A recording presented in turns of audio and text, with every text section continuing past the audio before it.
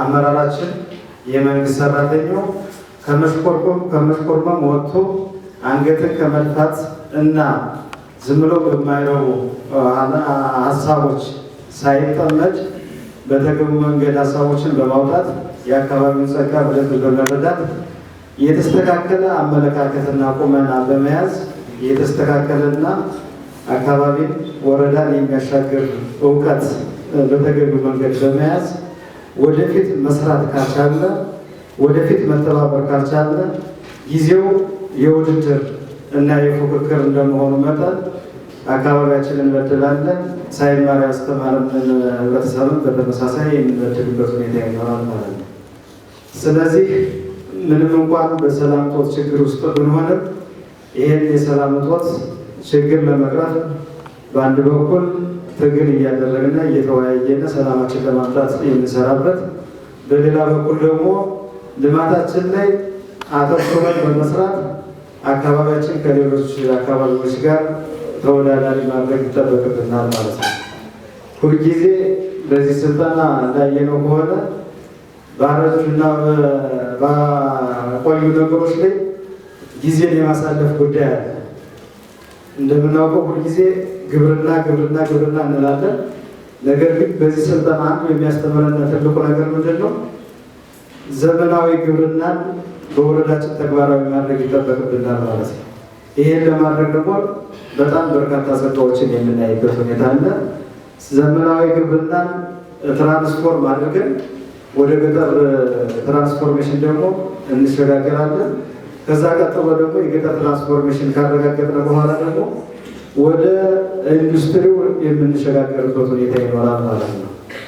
ከዛም ቀጥሎ አሁን እየፈረሰ የሚመጣውን ከገጠር ወደ ከተማ የሚመጣውን ማህበረሰባችን በገጠር አካባቢ ከተማን ተግባራዊ በማድረግ ክትመትን በማረጋገጥ አዘው ላይ ምቹ ኢንቫይሮመንት በመፍጠር ተረጋግቶ የሚሰራበት ሁኔታ ሁሉ በዚህ ስልጠና የሚታዩበት ሁኔታ ይኖራል። ቱሪዝም ላይ በጣም ያልሰራንበት ሁኔታ አለ። እሱ አካባቢ ቢሆን በየአካባቢያችን በርካታ ቱሪዝሞች ያልተጠቀምባቸው አሉ። እነሱ ላይ የሚያሳዩ ነገሮች ይኖራሉ። እሱ ላይ መግባባት የሚጠይቅ ሁኔታ ይኖራል ማለት ነው።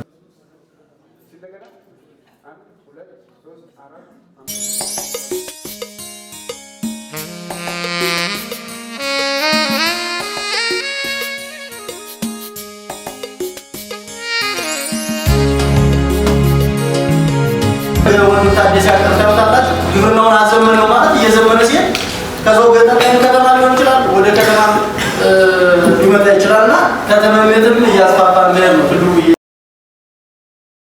ሀገሬ ኢትዮጵያ መልካምሽ ይወራ ከምድርሽ ላይ ይራቅ ፍዳና መከራ ልጆችሽ በሙሉ በክብርሽ እንፍራ ልጆችሽ በሙሉ በክብርሽ እንፍራ